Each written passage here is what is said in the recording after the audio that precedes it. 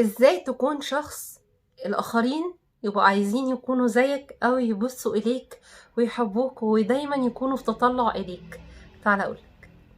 أول شيء حدد انت عايز تكون الشخص ايه الشخص اللي انت عايزه الناس تنظر إليه وتطلع إليه، ايه المميزات بتاعت الشخص ده، الصفات بتاعت الشخص ده، فحددها وامشي عليها وامشي على خطاها واوصل إليها، علشان دايما تلاقي الناس فعلا بتبص ليك وتطلع إليك في الصفات اللي بتميزك، في الصفات الحلوة الجميلة، ودايما حسن مستواك وحسن من كل حاجة ممكن تكون سلبية أو عيب جواك. تاني نقطة، لازم تبقى حذر ان انت تبص على رضا الناس، عشان رضا الناس غاية لا تدرك، بل رضا الله غاية لا تترك. طول ما انت شغال بتحاول او بتحاولي تبصي ان انت ازاي ترضي الناس، مش هتوصلي لاي حاجة، وهتلاقي الناس نفسهم هم مش هيبصوا عليكي ولا هيكونوا منتبهين ولا هيشوفوك الشخصية الواو، الشخصية اللي تطلعوا اليها كده ويبقى حاجة عالية جدا ولفوق.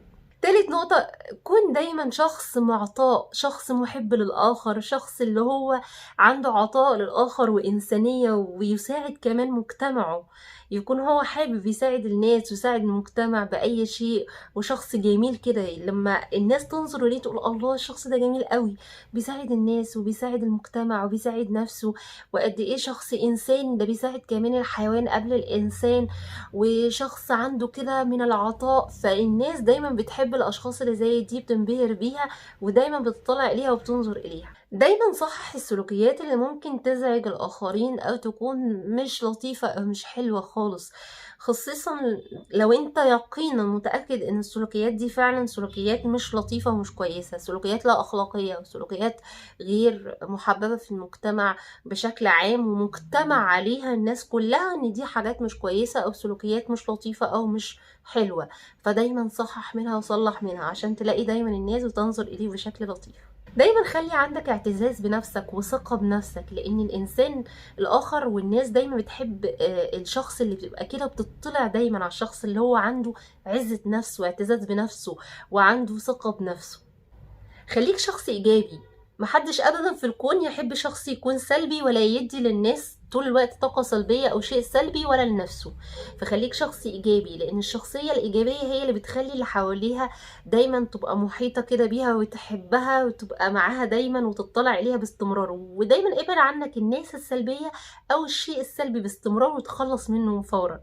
خلي عندك كاريزما، عندك حضور كده، انك لما تكون بتتكلم مع حد او في مكان ما يقولوا الله الشخص ده جميل، روحه حلوة، الشخصية دي روحها حلوة، عندها كاريزما كده.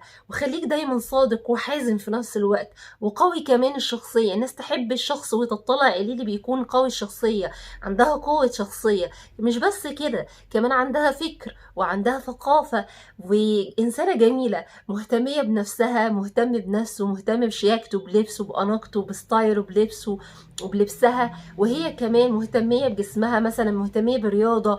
فدايما الناس بتحب تطلع على الشخص القوي المثقف، الشخصية اللي بتكون عندها فكر ووعي وإدراك وعندها حكمة، والشخصية الجميلة اللي روحها حلوة عندها كاريزما وحاضرة، كمان الشخصية المهتمة بنفسها وجسمها والرياضة كمان.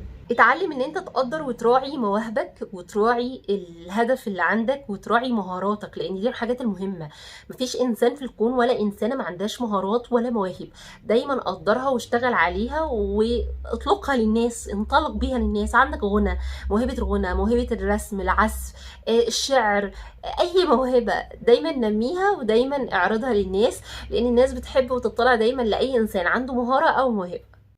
دايما التزم بالشيء اللي انت بتقوله، والتزم بالشيء اللي انت بتعمله واتقنه، لانه الانسان بيحب ان هو يشوف الشخصية اللي قدامه، بيطلع على الشخصية الاكثر التزاما بالشيء، اكثر التزاما باللي بيقوله. انا بقول كلمة يبقى انا لازم اكون قدها، انا بعمل شيء يبقى انا لازم اخلصه او اتقنه واكمله للاخر، لانه عدم الالتزام في الامور دي بتخلي مفيش ثقة ولا مصداقية عند الاخرين، فبالتالي مش هيطلعوا عليك ولا يحبوك.